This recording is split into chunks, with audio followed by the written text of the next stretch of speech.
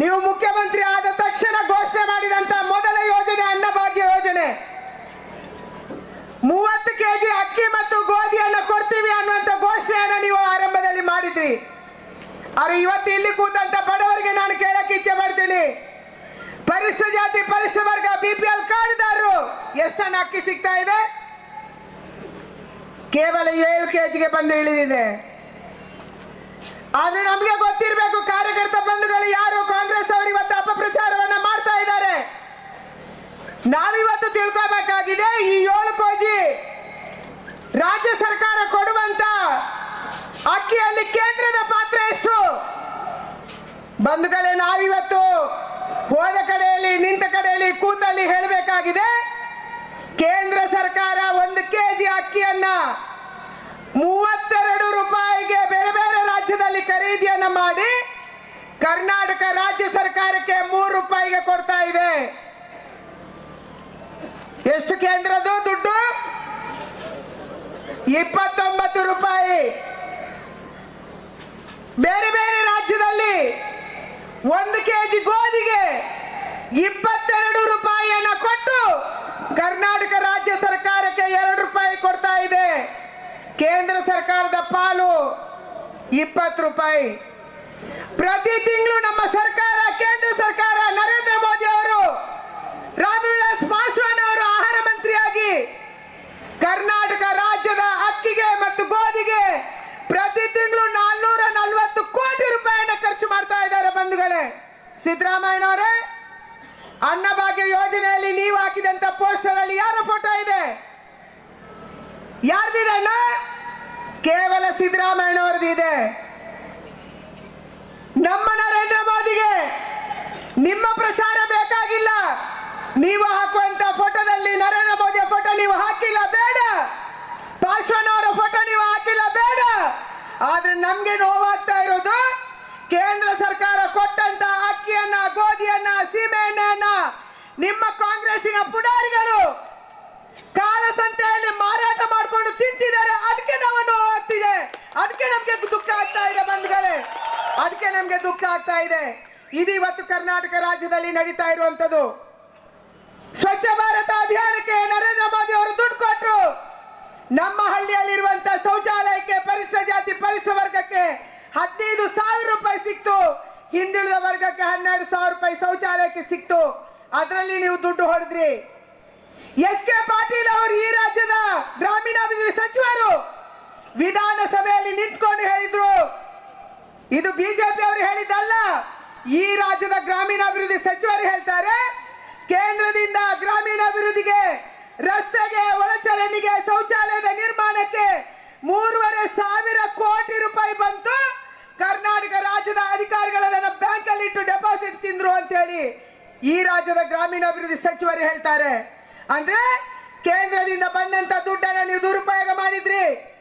ಕಳೆದ 3.5 ವರ್ಷಗಳ ಅವಧಿಯಲ್ಲಿ ಕೇಂದ್ರ ಸರ್ಕಾರ NDRF ಮತ್ತು SDRF ಅಲ್ಲಿ ನಮ್ಮ ರೈತರಿಗೆ ಅತಿವೃಷ್ಟಿ ಆದಾಗ, ಬೆಳೆ ನಾಶ ಆದಾಗ ಪರಿಹಾರ ಕೊಡಬೇಕು, ಅನಾವೃಷ್ಟಿ ಆದಾಗ ಪರಿಹಾರ ಕೊಡಬೇಕು. ಅದಕ್ಕಾಗಿ 4,470 ಕೋಟಿ ರೂಪಾಯಿಗಳನ್ನ ಪರಿಹಾರ ಕೊಡಕ್ಕೆ ಕೊಟ್ಟಿದ್ದಾರೆ. ಇವತ್ತಿನ ತನಕ ನಮ್ಮ ರೈತರಿಗೆ ಇದನ್ನು ತಲುಪಿಸುವಂತ ಕೆಲಸವನ್ನು ರಾಜ್ಯ ಸರ್ಕಾರ ಮಾಡಿಲ್ಲ.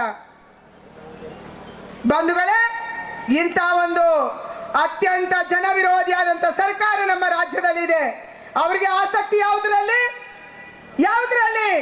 ಹಿಂದೂಗಳನ್ನ, ಮುಸಲ್ಮಾನರನ್ನ ಒಡೆದಾಳ್ಬೇಕು, ಲಿಂಗಾಯತರನ್ನ, ವೀರಶೈವರನ್ನ ಒಡೆದಾಳ್ಬೇಕು, ಜಾತಿ ಮಧ್ಯೆ ಸಂಘರ್ಷ ತರಬೇಕು. ಇಲ್ಲಿ ಕೂತಿರುವಂತ ಹಲವಾರು ಜನ ನಮ್ಗೆ ಯಾವ ಜಾತಿ ಯಾವ ಉಪಜಾತಿ ಗೊತ್ತಿಲ್ಲ. ನಾನು ಸದಾನಂದ ಗೌಡ್ರು ಇದ್ದೀವಿ. ಬೆಂಗಳೂರಲ್ಲಿ ಹೋದ್ರೆ ಕೇಳ್ತಾರೆ, ಯಾವ ಗೌಡ್ರು ನೀವು? ನಮ್ಗೆ ಗೊತ್ತಿಲ್ಲ. ನಮ್ಮಲ್ಲಿ ಜಾತಿ ಉಪಜಾತಿ ಇಲ್ಲ. ಆದ್ರೆ ಸಿದ್ದರಾಮಯ್ಯನವರು ಮೊನ್ನೆ ಹಿಂದುಳಿದ ವರ್ಗಗಳ ಸಮೀಕ್ಷೆಯನ್ನ ಮಾಡಿಸಿ ಒಕ್ಕಲಿಗರಲ್ಲಿ ಎಷ್ಟು ಉಪಜಾತಿ, ಬ್ರಾಹ್ಮಣರಲ್ಲಿ ಎಷ್ಟು ಉಪಜಾತಿ, ಲಿಂಗಾಯತರಲ್ಲಿ ಎಷ್ಟು ಉಪಜಾತಿ, ಯಾವ್ಯಾವ ಜಾತಿಯಲ್ಲಿ ಎಷ್ಟು ಉಪಜಾತಿ ಅನ್ನುವಂಥದ್ದನ್ನ ಮಾಡಿ ಎಲ್ಲರನ್ನ ಒಡೆದಾಳುವಂತ ನೀತಿಯನ್ನ ಸಿದ್ದರಾಮಯ್ಯನವರು ಮಾಡ್ತಾ ಇದ್ದಾರೆ. ಇವತ್ತು ಟಿಪ್ಪು ಜಯಂತಿ ಯಾಕೆ ಮಾಡಿದ್ರಿ ನೀವು? ಟಿಪ್ಪು ಜಯಂತಿಯನ್ನು ಇಡೀ ರಾಜ್ಯದಲ್ಲಿ ಯಾರ ಖರ್ಚಲ್ಲಿ ಮಾಡ್ತಿದ್ದಾರೆ? ಸರ್ಕಾರದ ಖರ್ಚಲ್ಲಿ ಮಾಡ್ತಾ ಇದ್ದಾರೆ. ನಾವೇನ್ ಕೇಳಿದ್ವಿ? ನೀವು ಕಾಂಗ್ರೆಸ್ ಕಚೇರಿಯಲ್ಲಿ ಆಚರಣೆ ಮಾಡ್ಕೊಳ್ಳಿ, ಕಾಂಗ್ರೆಸ್ಸಿನವರು ನಿಮ್ಮ ನಿಮ್ಮ ಮನೆಗಳಲ್ಲಿ ಆಚರಣೆ ಮಾಡ್ಕೊಳ್ಳಿ. ಆದ್ರೆ ನಾವು ಕೊಟ್ಟಂತ ತೆರಿಗೆ ಹಣದಲ್ಲಿ, ನಾವು ಕೊಟ್ಟಂತ ದುಡ್ಡಿನಲ್ಲಿ ಯಾವುದೇ ಕಾರಣಕ್ಕೆ ಟಿಪ್ಪು ಜಯಂತಿ ಬೇಡ. ಯಾಕಂದ್ರೆ ಟಿಪ್ಪು ಯಾರಿಗೂ ಬೇಡ ಅನ್ನಂತ ವ್ಯಕ್ತಿ, ಅದಕ್ಕಾಗಿ ಬೇಡ ಅನ್ನುವಂತ ಮಾತನ್ನು ಹೇಳಿದ್ವಿ. ಮಂಗಳೂರಿನ ಕ್ರೈಸ್ತರು ಟಿಪ್ಪು ಜಯಂತಿಗೆ ವಿರೋಧ ಮಾಡ್ತಾ ಇದ್ದಾರೆ, ಹಿಂದೂಗಳು ಟಿಪ್ಪು ಜಯಂತಿಗೆ ವಿರೋಧ ಮಾಡ್ತಾ ಇದ್ದಾರೆ. ಮುಸಲ್ಮಾನರ ಧರ್ಮದಲ್ಲಿ ವ್ಯಕ್ತಿ ಪೂಜೆಯನ್ನು ಮಾಡುವುದನ್ನು ಖಂಡಿಸಲಾಗಿದೆ. ಅವರ ಧರ್ಮದಲ್ಲಿ ಅವಕಾಶ ಇಲ್ಲ. ಯಾಕೆ ಮಾಡಿದ್ರಿ ಸಿದ್ದರಾಮಯ್ಯನವರೇ? ಮಾಡಿದರಲ್ಲಿ ಆ ಪರಿಣಾಮ ಏನು? ಮೊದಲ ವರ್ಷದ ಟಿಪ್ಪು ಜಯಂತಿಯಲ್ಲಿ ನಾವು ಕಳ್ಕೊಂಡಿದ್ದು ನಮ್ಮ ಕುಟ್ಟಪ್ಪನವರನ್ನ ಮಡಿಕೇರಿಯಲ್ಲಿ ಕಳ್ಕೊಂಡ್ವಿ. ಸಾವಿರಾರು ಜನರ ಮೇಲೆ ಕೇಸ್ ಬಿತ್ತು. ಸಾವಿರಾರು ಜನ ಇವತ್ತು ಕೋರ್ಟ್ಗೆ ಅಳಿತಿದ್ದಾರೆ. ಚಿತ್ರದುರ್ಗದಲ್ಲಿ, ಹಾಸನದಲ್ಲಿ, ಮಂಗಳೂರಲ್ಲಿ, ಉಡುಪಿನಲ್ಲಿ, ಚಿಕ್ಕಮಗಳೂರಲ್ಲಿ, ಈ ರಾಜ್ಯದ ಬೇರೆ ಬೇರೆ ಕಡೆ ಇವತ್ತು ಕೇಸಿಗಾಗಿ ಅಳಿತಾ ಇದ್ದಾರೆ. ಬಂಧುಗಳೇ, ಮುಸಲ್ಮಾನರ ಮೂಗಿಗೆ ತುಪ್ಪ ಹಚ್ಚುವಂತ ಕೆಲಸ. ಶಾದಿ ಭಾಗ್ಯ ಕೇವಲ ಮುಸಲ್ಮಾನರಿಗೆ ಘೋಷಣೆ ಮಾಡಿದ್ರಿ. ಎಷ್ಟು ಜನಕ್ಕೆ ಕೊಟ್ರಿ ಸಿದ್ದರಾಮಯ್ಯನವರು ನೀವು ಶಾದಿ ಭಾಗ್ಯ? ಒಂದು ಕ್ಷೇತ್ರದಲ್ಲಿ ಕೇವಲ 4-5 ಜನಕ್ಕೆ ಕೊಟ್ಟು ಅವರ ಮೂಗಿಗೆ ತುಪ್ಪ ಹಚ್ಚುವಂತ ಕೆಲಸ ಮಾಡಿದ್ರಿ. ನಿಮ್ದೆ ಒಂದೇ ಒಂದು ಇವತ್ತು ಯೋಜನೆ, ವೋಟ್ ಬ್ಯಾಂಕ್ ರಾಜಕಾರಣ. ಇದು ಇವತ್ತು ಈ ರಾಜ್ಯದಲ್ಲಿ ನಡೀತಾ ಇದೆ ಬಂಧುಗಳೇ. ಅದಕ್ಕಾಗಿ ಇವತ್ತು ನಾವು ಯೋಚನೆ ಮಾಡಬೇಕು. ಇಲ್ಲಿರುವಂತ ಪೊಲೀಸ್ ಅಧಿಕಾರಿಗಳು ಬಹಳ ಜನ ಬಂದಿದ್ದಾರೆ. ಯಡಿಯೂರಪ್ಪನವರ ಹತ್ರ ಮೊನ್ನೆ ದಕ್ಷಿಣ ಕನ್ನಡ ಜಿಲ್ಲೆಯ ಬಜರಂಗ ದಳದವರು, ದಕ್ಷಿಣ ಕನ್ನಡ ಜಿಲ್ಲೆಯ ಹಿಂದೂ ಜಾಗರಣ ವೇದಿಕೆಯವರು, ದಕ್ಷಿಣ ಕನ್ನಡ ಜಿಲ್ಲೆಯ ಹಲವಾರು ಜನ ಕಾರ್ಯಕರ್ತರು ಬಂದಿದ್ರು. ಯಾಕೆ ಬಂದಿದ್ರು? ಯಡಿಯೂರಪ್ಪನವರೇ, ಟಿಪ್ಪು ಜಯಂತಿಯ ಸಂದರ್ಭದಲ್ಲಿ ನಮ್ಮ ಕಾರ್ಯಕರ್ತರನ್ನ ಟಾರ್ಗೆಟ್ ಮಾಡಿ 10 ಲಕ್ಷ ರೂಪಾಯಿಯನ್ನ ಬಾಂಡ್ ಬರ್ಕೊಡ್ಬೇಕು ಅಂತ ಹೇಳಿದ್ದಾರೆ. ಕಳೆದ ವರ್ಷ ಯಾರಿಗೆ ಬಾಂಡ್ ಕೊಟ್ಟಿಲ್ಲ, ಯಾರು ಬಾಂಡ್ ಬರೆದು ಕೊಟ್ಟಿಲ್ಲ, ಅವರಿಗೆ ವಿದೌಟ್ ರೀಸನ್, ಯಾವುದೇ ಕಾರಣ ಇಲ್ಲದೇನೆ ಇವತ್ತು ಅರೆಸ್ಟ್ ವಾರೆಂಟ್ ಕಳಿಸಿದ್ದಾರೆ. ಇದಿವತ್ತು ದಕ್ಷಿಣ ಕನ್ನಡದಲ್ಲಿ ನಡೀತಾ ಇರುವುದು ಬಂಧುಗಳೇ. ಇದು ದಕ್ಷಿಣ ಕನ್ನಡದಲ್ಲಿ ನಡೀತಾ ಇರುವುದು. ನಾನು ಈ ಜಿಲ್ಲೆಯ SP ಅವರಿಗೆ, ಈ ಜಿಲ್ಲೆಯ ಪೊಲೀಸ್ ಅಧಿಕಾರಿಗಳಿಗೆ ಕೇಳಕ್ಕೆ ಇಚ್ಛೆ ಪಡ್ತೀನಿ. ಟಿಪ್ಪು ಜಯಂತಿ ಸಂದರ್ಭದಲ್ಲಿ ನಮ್ಮ ಕಾರ್ಯಕರ್ತರು ಯಾವ ತಪ್ಪು ಮಾಡಿದ್ದಾರೆ? ಯಾಕಾಗಿ ಅವ್ರ 10 ಲಕ್ಷ ರೂಪಾಯಿ ಬಾಂಡ್ ಕೊಡಬೇಕು? ಯಾಕಾಗಿ ಅವರಿಗೆ ಅರೆಸ್ಟ್ ವಾರೆಂಟ್ ಕಳಿಸಿದ್ದೀರಾ? ಮಾಡಿದಂತ ತಪ್ಪೇನು? ಇವತ್ತು ಪೊಲೀಸರಿಗೆ ನಾನು ಆಗ್ರಹ ಮಾಡ್ತೀನಿ, ನೀವು ಯಾವುದೋ ಪಕ್ಷದ ಏಜೆಂಟ್ ಅಲ್ಲ. ನೀವು ಕಾಕಿ ಬಟ್ಟೆ ತೊಟ್ಟಿದ್ದೀರಾ. ನಿಮ್ಮ ಸಂಬಳ ಬರ್ತಾ ಇರೋದು ನಾವು ಕೊಟ್ಟಂತ ತೆರಿಗೆ ಹಣದಿಂದ ಬರ್ತಾ ಇದೆ. ನಾವು ಕೊಟ್ಟಂತ ತೆರಿಗೆ ಹಣದಿಂದ ಬರ್ತಾ ಇದೆ. ಸಿದ್ದರಾಮಯ್ಯನವರು ಅವರ ಮನೆಯಿಂದ ಕೊಡ್ತಾ ಇಲ್ಲ. ಸಿದ್ದರಾಮಯ್ಯನವರು ಕಾಂಗ್ರೆಸ್ ಪಕ್ಷ ಅವರ ಕಚೇರಿಯಿಂದ ಕೊಡ್ತಾ ಇಲ್ಲ. ಈ ತೆರಿಗೆ ಹಣದಲ್ಲಿ ನೀವು ಬದುಕ್ತಾ ಇದ್ದೀರಾ. ಕೆಲಸ ಮಾಡುವಂತ ಸಂದರ್ಭದಲ್ಲಿ ಎಲ್ಲಾ ಪಕ್ಷದವರಿಗೆ ನ್ಯಾಯ ಕೊಡಿ. ಬಜರಂಗ ದಳದವರಿಗೆ ಒಂದು ನ್ಯಾಯ, ಪಾಪ್ಯುಲರ್ ಫ್ರಂಟ್ ಆಫ್ ಇಂಡಿಯಾದವರಿಗೆ ಒಂದು ನ್ಯಾಯ, KFD ಅವರಿಗೊಂದು ನ್ಯಾಯ, ಹಿಂದೂ ಜಾಗರಣ ವೇದಿಕೆ ಅವರಿಗೊಂದು ನ್ಯಾಯ. ನಿಮ್ಮ ಕೈಯಿಂದ ಆಗ್ಬಾರ್ದು ಅದು ಕೆಲಸ, ಕಾಂಗ್ರೆಸ್ಸಿನ ಕೆಲಸ. ಅವರ ಗುಂಡಿಯನ್ನ, ಅವರ ಹೊಂಡ ಅವರೇ ತೋಡ್ಕೊಂತಿದ್ದಾರೆ. ಆದ್ರೆ ನೀವು ಆ ಕೆಲಸ ಮಾಡಕ್ ಹೋಗ್ಬೇಡಿ. ನಾನು ಪೊಲೀಸರಿಗೆ ಆಗ್ರಹ ಮಾಡ್ತೀನಿ, ಯಾವ್ದಾದ್ರು ಕಾರ್ಯಕರ್ತರಿಗೆ ನೀವು ಬಾಂಡ್ ಕೊಡಿ, ನಿಮ್ಮನ್ನು ಬಂಧಿಸ್ತೀವಿ. ನೀವು ಕಳೆದ ವರ್ಷ ಕೊಟ್ಟಿಲ್ಲ ಅಂತ ಏನಾದ್ರೂ ಮುಟ್ಟಕ್ಕೆ ಬಂದ್ರೆ ಈ ಜಿಲ್ಲೆಯಲ್ಲಿ ಅತ್ಯಂತ ಉಗ್ರವಾದ ಹೋರಾಟವನ್ನು ನಾವು ಹೋರಾಡಬೇಕಾಗುತ್ತೆ. ಇದನ್ನು ಬಹಳ ಎಚ್ಚರಿಕೆಯಿಂದ ನಾವು ಹೇಳ್ತಾ ಇದೀವಿ ಬಂಧುಗಳೇ, ಬಹಳ ಎಚ್ಚರಿಕೆಯಿಂದ ಹೇಳ್ತಾ ಇದೀವಿ. ಇವತ್ತು ಇಲ್ಲಿ ಹಲವಾರು ಜನ ರೈತರು ಬಂದಿದ್ದಾರೆ ಸರ್, ಒಂದು ನಿರೀಕ್ಷೆ ಇಟ್ಟುಕೊಂಡು ಬಂದಿದ್ದಾರೆ. ನಮ್ಮ ಅಡಿಕೆಗೆ ಹಳದಿ ರೋಗ ಬಂದಿದೆ. ಹಲವಾರು ಜನ ಪಾದಯಾತ್ರೆಯಲ್ಲಿ ಬಂದಿದ್ದಾರೆ, ಹಳದಿ ರೋಗ ಬಂದಿದೆ, ನಮ್ಮ ತೋಟ ನಾಶ ಆಗ್ತಾ ಇದೆ. ಈ ಕಾರಣ ಇಟ್ಕೊಂಡು ಇಲ್ಲಿ ಇವತ್ತು ಬಂದಿದ್ದಾರೆ. ಶೃಂಗೇರಿಯಲ್ಲಿ ಇತ್ತು ಹಿಂದೆ ಹಳದಿ ರೋಗ, ಎಲ್ಲ ತೋಟ ನಾಶ ಆಯ್ತು. ದೊಡ್ಡ ದೊಡ್ಡ ತೋಟ ಹಿಡ್ಕೊಂಡು ಅವರು ಬೆಂಗಳೂರಿನ ಹೋಟೆಲ್ ಅಲ್ಲಿ ಮಾಣಿಗಳಾಗಿ ಕೆಲಸ ಮಾಡ್ತಿದ್ದಾರೆ. ಇದು ಶೃಂಗೇರಿಯಲ್ಲಿ ಆಯ್ತು. ಯಾವ ಸರ್ಕಾರನು ಪರಿಹಾರ ಕೊಡ್ಲಿಲ್ಲ.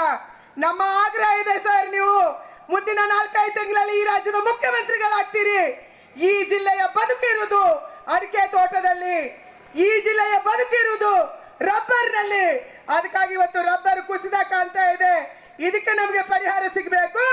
ಯಾವ ಹಳದಿ ರೋಗ ಬರ್ತಾ ಇದೆ, ಯಾರ ತೋಟ ನಾಶ ಆಗುತ್ತೆ ಅವರಿಗೆ ಇವತ್ತು ಒಂದು ತೋಟ ನಾಶ ಆದ್ರೆ 15-20 ವರ್ಷ ಅಡಿಕೆ ಮರದ್ದು ಮುಂದೆ ಅದನ್ನು ಬೆಳೆಸ್ಬೇಕಂದ್ರೆ 5-6 ವರ್ಷ ಬೇಕು. ನಾವು ಬದುಕಕ್ಕಾಗಲ್ಲ. ಅದಕ್ಕಾಗಿ ನಮ್ಮ ಆಗ್ರಹ ಇರುವಂತದ್ದು, ನಮ್ಮ ಸರ್ಕಾರ ಬಂದಂತ ಸಂದರ್ಭದಲ್ಲಿ ನೀವು ಮುಖ್ಯಮಂತ್ರಿ ಇರುವಂತ ಸಂದರ್ಭದಲ್ಲಿ ಯಾವ ಹಳದಿ ರೋಗ ಇದೆ ಈ ರೋಗಕ್ಕೆ ಕಾರಣ ಪತ್ತೆ ಹಚ್ಚಬೇಕು. ನಂಬರ್ 1. ನಂಬರ್ 2, ಯಾರ ಬೆಳೆ ನಾಶ ಆಗುತ್ತೆ ಆ ಬೆಳೆ ನಾಶಕ್ಕೆ ಶಾಶ್ವತವಾದಂತ ಪರಿಹಾರ ಕೊಡುವುದನ್ನ ನೀವು ಮುಖ್ಯಮಂತ್ರಿಗಳಾಗಿ ಮಾಡ್ಬೇಕನ್ನುವಂತ ಆಗ್ರಹವನ್ನು ನಾನು ಮಾಡ್ತಾ ಇದ್ದೀನಿ. ಅದಕ್ಕಾಗಿ ಬಂಧುಗಳೇ, ಯಾರು ಹೆದರುವಂತ ಅಗತ್ಯ ಇಲ್ಲ ಅನ್ನುವಂತ ಮಾತನ್ನ ಇನ್ನೊಂದ್ಸರಿ ಹೇಳಿ, ನಿಮ್ಮೆಲ್ಲರಿಗೂ ಕೂಡ ಇಷ್ಟೊಂದು ದೊಡ್ಡ ಸಂಖ್ಯೆಯಲ್ಲಿ ಬಂದಿರುವಂತ ತಾಯಂದ್ರಿಗೆ, ಇಷ್ಟೊಂದು ದೊಡ್ಡ ಸಂಖ್ಯೆಯಲ್ಲಿ ಬಂದಿರುವಂತ ಎಲ್ಲ ಬಂಧುಗಳಿಗೆ ನಮ್ಮ ಗುರಿ ಒಂದೇ, ನಮ್ಮ MLA ಗೆಲ್ಲಬೇಕು, ನಮ್ಮ ಸರ್ಕಾರ ಸುವ್ಯವಸ್ಥೆ ಸರಿ ಮಾಡಿ ಜನಕ್ಕೆ ರಕ್ಷಣೆ ಕೊಡಿ ಅಂತಲ್ಲ. ಯಡಿಯೂರಪ್ಪನವರು ಎಲ್ಲಿ ಹೋಗ್ತಾರೆ, ಯಡಿಯೂರಪ್ಪನವರು ಹಿಂದೆ ಮುಂದೆ ಯಾರು ಹೋಗ್ತಾರೆ, ಅವ್ರು ಏನು ಭಾಷಣ ಮಾಡ್ತಾರೆ, ಪ್ರತಿ ಕ್ಷಣ ನೀವು ರಿಪೋರ್ಟ್ ಮಾಡ್ಬೇಕು. ಇಲ್ಲಿ ನಿಂತಿರುವಂತ ಪೊಲೀಸರು ಕೇವಲ ನಮ್ಗೆ ರಕ್ಷಣೆ ಕೊಡಕ್ಕೆ ಬಂದಿಲ್ಲ, ಸಿದ್ದರಾಮಯ್ಯನವರು ಸರ್ಕಾರಕ್ಕೆ ರಿಪೋರ್ಟ್ ಮಾಡಕ್ಕೆ ಬಂದಿದ್ದಾರೆ. ಅದಕ್ಕೆ ಜೋರಾಗಿ ಕೂಗ್ರಿ, ಅವ್ರಿಗೆ ಕೇಳಿಸ್ಬೇಕಲ್ಲಿ. ವಾಕಿ ಟಾಕಿಯಲ್ಲಿ ಹೋಗ್ತಾ ಇರುತ್ತೆ, ಅಲ್ಲಿ ಅವ್ರಿಗೆ ಕೇಳಿಸ್ಬೇಕು ಸಿದ್ದರಾಮಯ್ಯನವರ ಕಿವಿಗೆ. ಅದಕ್ಕೆ ಜೋರಾಗಿ ಕೂಗ್ರಿ, ಬೋಲೋ ಭಾರತ್ ಮಾತಾ ಕಿ, ಭಾರತೀಯ ಜನತಾ ಪಾರ್ಟಿಗೆ, ಯಡಿಯೂರಪ್ಪನವರ ಪರಿವರ್ತನೆ ಯಾತ್ರೆಗೆ, ನರೇಂದ್ರ ಮೋದಿ ಅವರಿಗೆ ಬೋಲೋ ಭಾರತ್ ಮಾತಾ ಕಿ. ಕೇಳಿಸ್ಕೊಳ್ಳಿ ಸಿದ್ದರಾಮಯ್ಯನವರು, ಇದು ವಾಯ್ಸು, ಇದು ಸುಳ್ಯದ ವಾಯ್ಸು.